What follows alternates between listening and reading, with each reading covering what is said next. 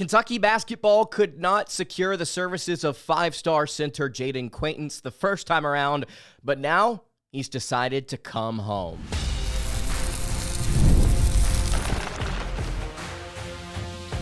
You are Locked On Kentucky, your daily podcast on the Kentucky Wildcats, part of the Locked On Podcast Network, your team every day. All right, what's going on, Big Blue Nation? Welcome on into Locked On Kentucky, your daily Kentucky Wildcats podcast. I'm your host, Lance Daw, and on today's episode of Locked On Kentucky, we've got some big time news coming out of the transfer portal. The Cats are cooking as they pick up the services of five-star center Jayden Quaintance. You may remember him, committed to the Cats before Coach Cal left for Arkansas, decided to take his talents out to the desert in Arizona State, and he has now re-entered the portal and decided that he's going to come back home. Going to break that down on today's episode, as well as look at the entire roster. Kentucky needs one more piece. Can they get it? And who will it be? All on today's episode of Locked On Kentucky. Today's episode is brought to you by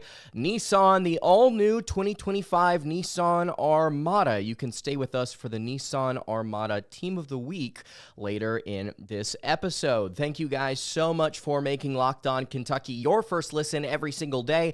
Want to remind everyone out there that we are free and available on all platforms. And if you're watching on YouTube, I would greatly appreciate it if you subscribe to the show. And if you were listening on podcast, I would also appreciate it if you subscribed there as well. All right, let's go ahead and get into it. This is a huge, monumental pickup for Kentucky and what they want to do on defense this upcoming season.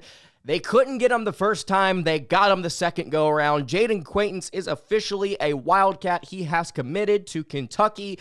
Did so earlier today. What are we getting in the former five-star center? Well, if you've been listening to the show long enough, which thank you so much to everybody who has, you heard me talk about Quaintance coming out of high school as an insane defensive prospect with incredible length, a good rebounder, but a shot blocker, an incredible presence around the rim. And that's what he was during his freshman season at Arizona State. You are getting defense and physicality. Those are the two big things that you're looking for here. Jayden Quaintance hopped on Kentucky Sports Radio earlier today to talk about his commitment to the Kentucky Wildcats. Said it's the biggest brand on all of college basketball. We've got the best fans in all of college basketball. He said we. By the way, I want to make that clear. We have the best fans in all of college basketball. Love to hear that out of the new Cat. This is incredible, and I mean incredible for Kentucky in their front court and their offensive rebounding and their defense and just their muscle. We saw Mouhamed Dioubate commit yesterday to Kentucky, and now you're getting this stud here out of the transfer portal. Yes, he is currently injured. Yes, he's going to be back by about September, but I do believe that he's going to end up being fully healthy and a major contributor for the Wildcats here this upcoming season. So we talked a little bit about how he believes this is the best fan base in all of college basketball, this best brand of all of college basketball. The goal for Quaintance is to get to the NBA, right? It's to go to the NBA draft and be a top 10 lottery type pick next season, right? He even said, there's not a better place to go. You will get noticed if you're playing at Kentucky. There's no other way to put it. For all of you out there who have continued to say, well, Kentucky can't develop NBA players now that Cal is gone. Kentucky can't get NBA-type talent. Look who just walked in the door wearing blue and white. Ladies and gentlemen, this is a huge addition. Might be one of the most important pieces on next season's roster. Might end up being the most because of what he can do on defense. There was a phenomenal chart put out earlier today by an ex-user, a data analyst, and his username is MCFDraft over on X. Would highly encourage you to go check him out, but he had this really interesting chart that I want to put up here on the show. You'll see it here. A look at some of college basketball's best underclassmen defensive prospects throughout the years and their respective metrics. You see Quaintance, you see Derek Lively II, Joel Embiid, Nerlens Noel, Walker Kessler, Karl Anthony Towns. And what do you notice about the defensive rating of Quaintance in his first season compared to these other prospects? 87.5 was his defensive rating. No other player topped 85.3. better defensive rating, better defensive prospect in his first season than any of these other players. Kessler, Cat, Embiid, Derek Lively, are you kidding me? He's also got a better defensive rebounding rate than Derek Lively. He's got a higher block and steal percentage than Lively, Embiid, and Cat. He has a higher defensive block, he has the lowest defensive box plus minus, but it's still pretty high at 6.1. By the way, this is via Bart Torvik in College Basketball Analytics, according to, again, MCF Draft on X. Would highly encourage you to go check that out. That's not my chart. That's his.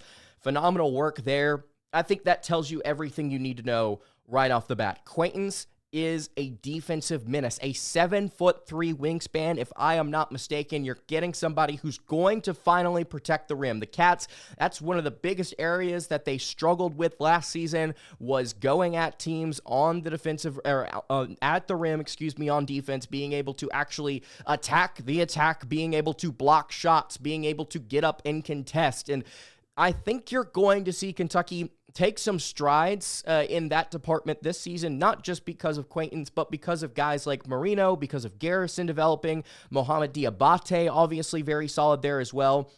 But if you want to look on the other side of the floor, which there are some positives, there are some negatives, he is very efficient when you get him around the rim, and he's grabbing second chance opportunities. He shot 68% at the rim, which was 63% of his field goal attempts. He's got some burst. He can handle the ball a little bit, which kind of shocks me.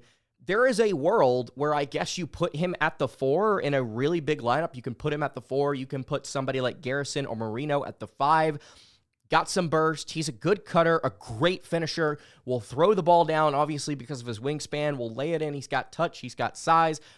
It's everything. It's everything you could possibly want around the rim. Now, when you step out beyond that, you start to see some problems. Obviously, catch and shoot stuff's not very great for a kid his size at 6'10", 250, 260 pounds. Third percentile of catch and shoot players, only 26% effective field goal percentage. Yeah, no way. Or obviously, duh. He should be around the rim as much as possible. Was still in the 54th percentile of spot-up scores. He has a face-up game, a little bit of a face-up game, but again, everything around the basket is just money.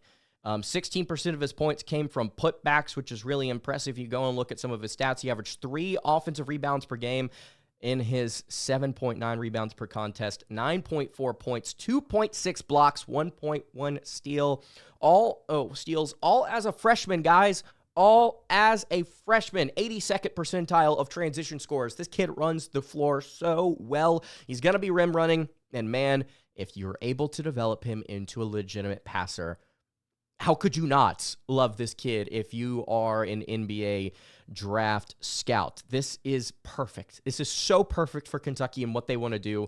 We'll continue to break it down, take a look at the roster, talk about what exactly Kentucky's going to do with the rest of their transfer portal cycle here, because they can now be as picky as they possibly want to with what I'm assuming is still a very large NIL bag, as well as the time to go get whoever they want. So we'll continue to break it down, talk a little bit more about Quaintance, how he fits in here as well. Before we do all of that, I want to tell you guys about our friends over at Nissan. It is now time for our Nissan Armada Team of the Week, brought to you by our friends at Nissan and the all-new 2025 Nissan Armada. Each week, our locked-on college basketball experts are picking one team that stands apart, from top-seeded stars to the unexpected upsets.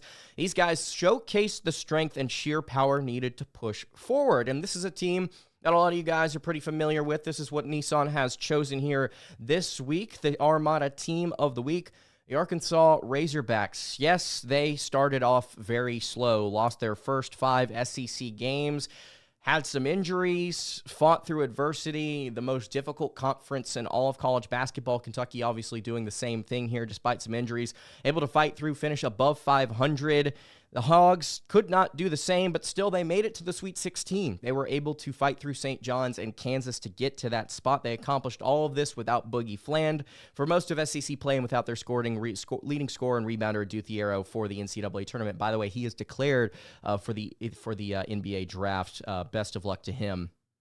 as he goes to the pros. But it's clear that the team of the week here is out ready to conquer the road ahead with confidence, just like you can conquer the roads with the all-new Nissan Armada or any of Nissan's outstanding vehicles. Take the Nissan Armada, Rogue, or Pathfinder and go find your next big adventure. You can shop at nissanusa.com.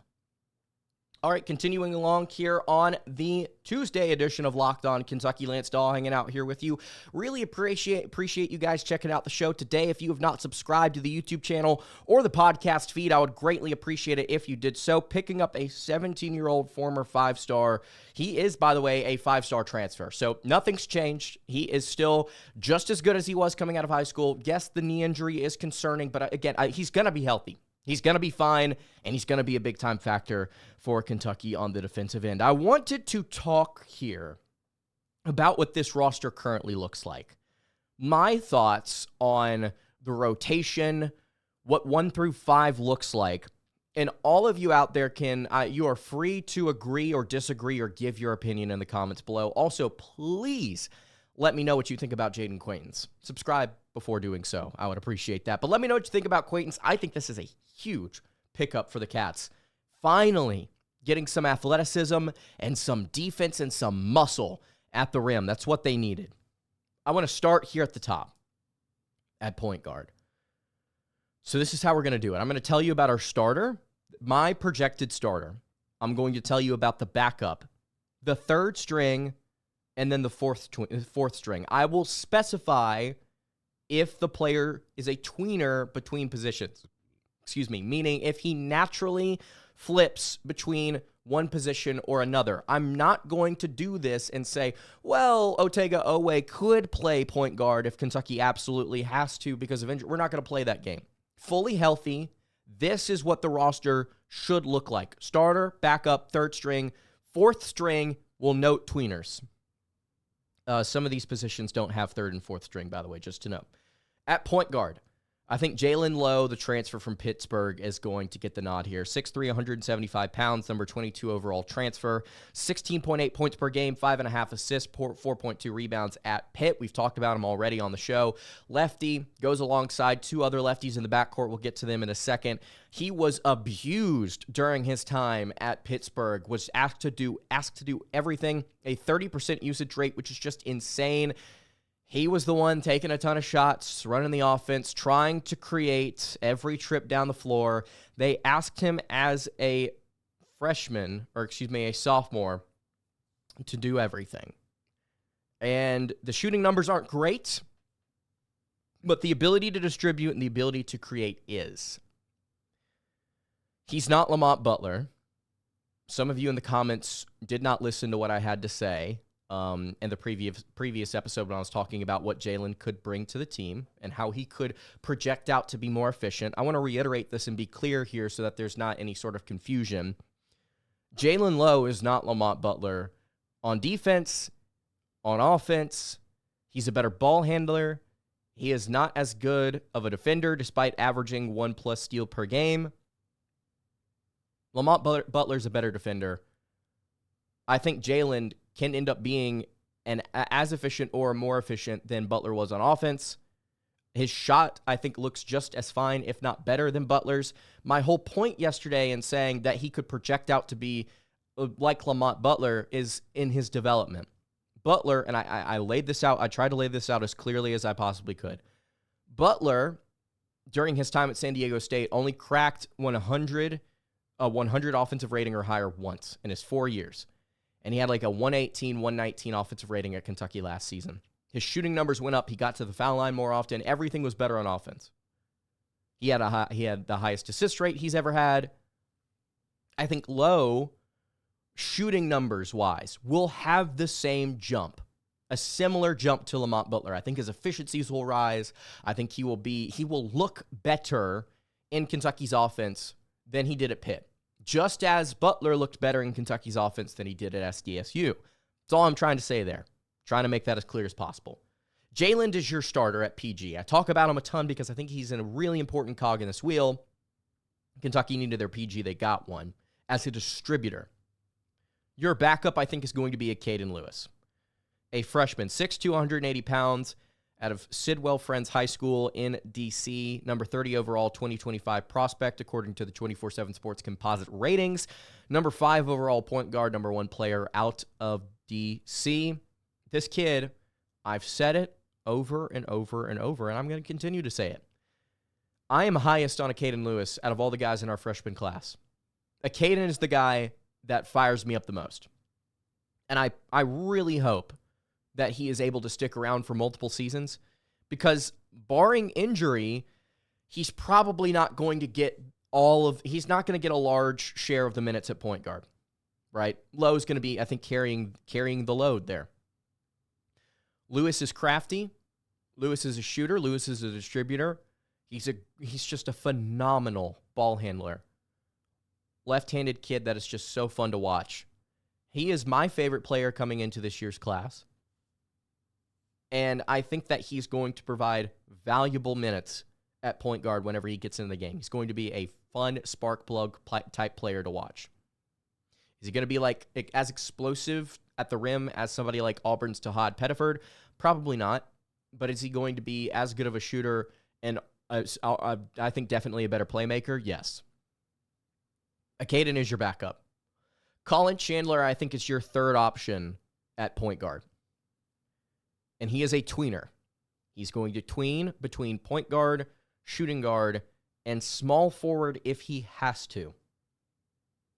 Collin Chandler, I think, is your backup option. He proved during the end of the season that he could run some point, and he'd be fine doing so. 2.7 points per game, 0.7 assists, 1 rebound per contest at 6'5", 202. The sophomore, I think, is going to step up, and he'll play a little bit at point guard. I think Lewis and Lowe have it covered there. Fourth string is Travis Perry, sophomore, 6'1", 188, 2.7 points, 0.6 assists, 0.8 rebounds. Yes, Chandler, Noah, and Perry all average 2.7 points per game, which is kind of funny. Perry's your fourth string. So it's Lowe, it's Lewis, it's Chandler, your third string as a tweener, and it's Perry as your fourth option at point guard. At shooting guard, right now, barring an additional pickup in the transfer portal, I've got Jasper Johnson starting at shooting guard. 6'4", 175-pound, 5-star, number 18 overall prospect in the 2025 class, according to the 24/7 Sports composite. Number 5 shooting guard, number 3 player in the state of Georgia. Yeah, I think Johnson is going to get the nod here because of his shooting ability, because of his ball handling. I think that him, alongside Lowe, 2 taller players, Jasper a little bit more wiry, got to muscle up there, I think, a little bit this offseason to be better defensively.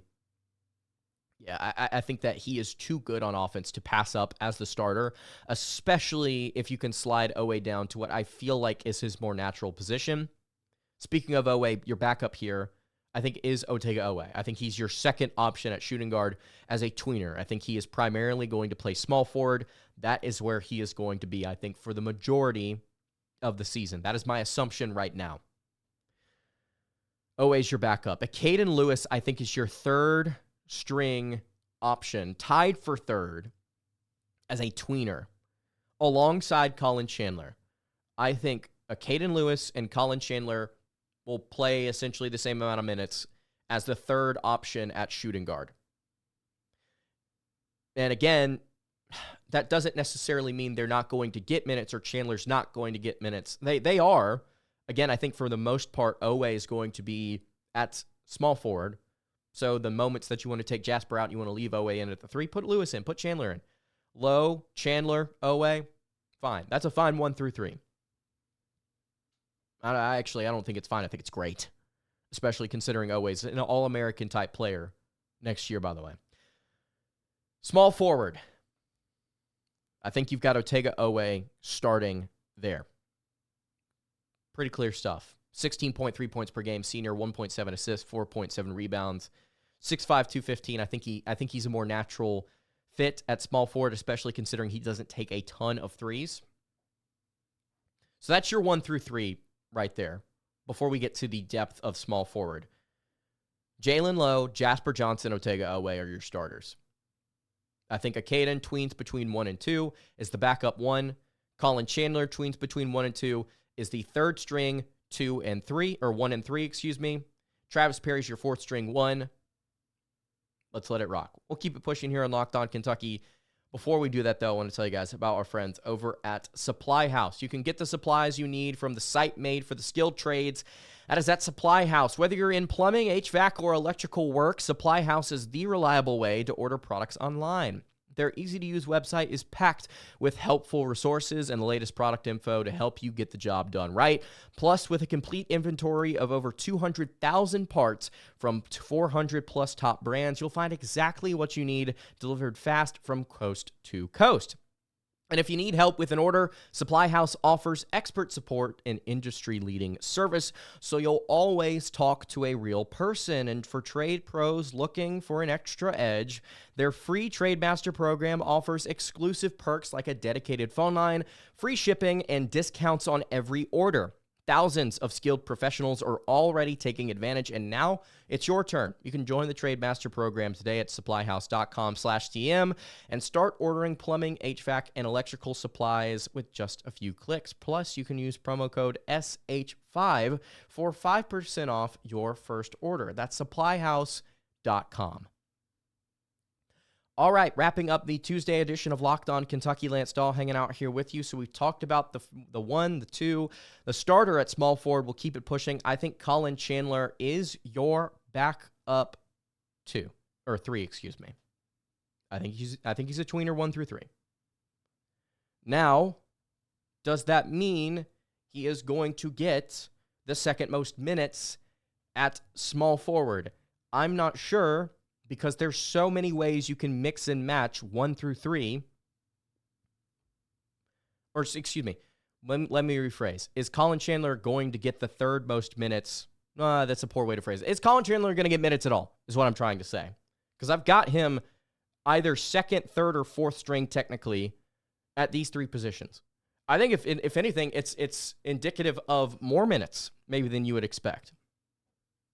With the way that he shot the ball late in the season, his ability to play defense off ball, yeah, I think that he's able to contribute here in a significant way. I've got him tied for second string at small forward with the Tulane transfer Kam Williams. Sophomore, 6'8", 190, number 28 overall transfer, 9.3 points per game, 1.3 assists, and 4.3 rebounds per contest during his time, first and only season with the Green Wave. I think Kam is a tweener. I think Kam will split time between the 3 and the 4. That's what he did at Tulane. That's what he's going to do here, I believe. Does he start at power forward? I don't know. Right now, I would give seniority to Dioubate. That's just me. But I think Kam, with his athleticism, his 3-and-D abilities as a sophomore, yeah, he's going to get minutes. I think he'll get the same amount of minutes as Collin Chandler does at the end of the day. Maybe Chandler gets a little bit more because of his versatility in the backcourt. But yeah, 2 through 4, 3 through 4. I think you got some guys that can kind of like, one guy rather that can go back and forth, and that's Kam Williams. Excuse me. I'm all over the place here with my notes.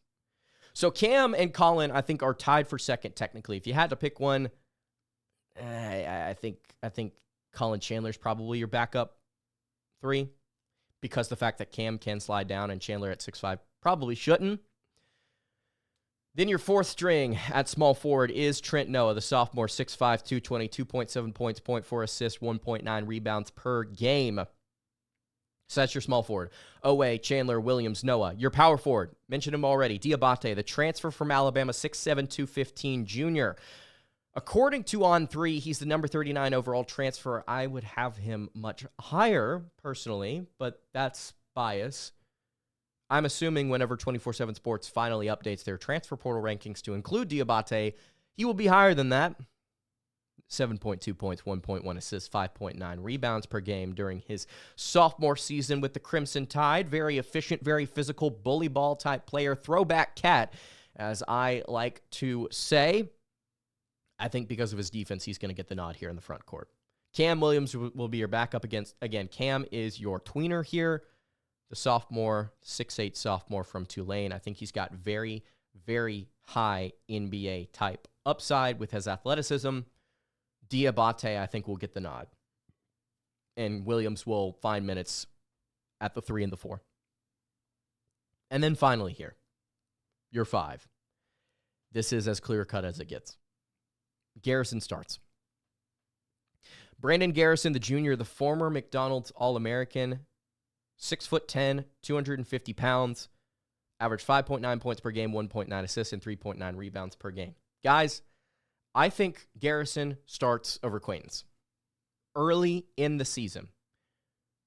Like I mentioned, this is as clear as it gets to me. He's already played a year in the system. He averaged almost 2 assists per game as the backup 5. He is capable of running this offense. With more time, he will only get better. Former McDonald's All-American, as is Quaintance, as is Marino, by the way. Kind of crazy. 3 McDonald's All-American centers on the roster. At the beginning of the year, Garrison will start at the 5. I think that what happened last season will happen again. I think, sort of. I think that Garrison will split time with Quaintance to begin with, but he'll start. I guarantee he'll start because of his seniority. If he doesn't, I'll be stunned and I'll eat my words. Quaintance, if he's just that good and Pope values him that much and Garrison is okay with being a backup, fine. I just don't see it that way. Give it 10 games as Quaintance is coming back from injury and getting healthy and getting accustomed to this offense. We'll see what happens. I'll say that. I find it hard to believe that mid-season Pope will just make a switch. Because of the seniority, I think Garrison starts and his knowledge of the system. I think he's a good center. Quaintance, I think, has more upside defensively. And maybe that's a priority for Kentucky, and maybe they play him a ton of minutes. Final player here, the freshman, Malachi Marino. 6'11", 230 pounds, number 28 overall prospect. Number 2 center in the class. Number 1 player out of the state of Kentucky, of course. All-around type player that I think can develop into a Janai Broome-esque player. Just well-rounded, does everything. Passes, shoots, protects the rim, rebounds. I think that he'll do a little bit of everything for Kentucky when he gets his minutes. Probably not going to happen this year. It'll probably happen next year because Quaintance, I think, is one and done. But we'll see. Kind of crazy that we're sitting here saying Quaintance is one and done, and yet he's probably not going to start. There's a world where Kentucky goes Jaland Lowe, Otega Oweh at the 2. They slide Dioubate up to the 3. They have Kam Williams as the backup at the 3 and the 4, and they have Quaintance start at the 4 and Garrison at the 5, or vice versa, because Garrison is a better shooter. Crap, Garrison may play the 4 a little bit this year. Who knows? You need one more player. You need one more player on this roster. We'll talk about Wesley Yates tomorrow. Not great news there. We'll talk about maybe Lamar Wilkerson, another shooter in the portal. That's what Kentucky needs. They need a shooter. They need one more spot-up, catch-and-shoot type guy. When they get that, we're done. This is already a top 10 team. According to some outlets, in their way too early top 25, it's a top 5 team. I want to be careful with my words here as for this to not be hyperbole or overly dramatic whenever I say this. Mark Pope has done pretty much everything a Kentucky fan could possibly want him to do in the portal. We've brought in athleticism, we've brought in size, we've brought in defense, and we've brought in muscle. It's what Kentucky lacked. And it'll help them rebound. It'll help them protect the rim. If you can get Jasper Lewis to shoot well, if you can get Chandler to be a good three-point shooter off the bench, if you can get Lowe to improve efficiency-wise, if Kam Williams can continue to be a good shooter, and you get one more guy that's like a flamethrower, that's a Kellen Grady, Kobe Brea type dude, I don't know how you could have really asked for better, understanding the situation. It's a great roster right now. On paper, it is a phenomenal roster. See if the freshmen step up, see how far they can go. We'll be breaking it down here on Locked On Kentucky. That's going to do it for today's episode of Locked On Kentucky. You can follow the show on Twitter at Locked On UK. You can follow me on Twitter at Lance_, and follow the show over on Instagram. That is at Kentucky Podcast. Any questions, comments, concerns, leave those in the YouTube comments below. Hit me on the socials. I will see you all tomorrow for another episode of Locked On Kentucky. Have a great rest of your day, everybody, and God bless.